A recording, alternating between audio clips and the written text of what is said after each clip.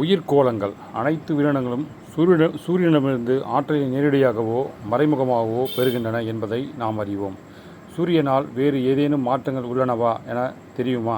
பூமி சூரியனைச் சுற்றி வருவதால் நம்முடைய இருப்பிடத்தின் தட்பவெப்பநிலை சூரியனை சார்ந்தே உள்ளது.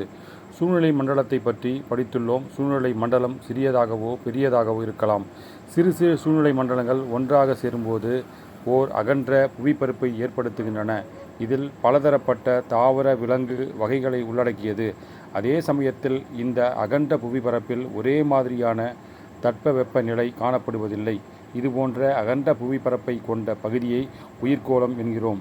பல வகையான உயிர்க்கோளங்கள், தட்பவெப்பநிலை காரணிகள், புவியியல் அமைப்பு இவற்றின் அடிப்படையில் நம் புவியில் பல வகையான உயிர்க்கோளங்கள் உண்டு. இங்குள்ள தாவர விலங்கு வகைகளை கொண்டு உயிர்க்கோளங்கள் பல வகைப்படும்.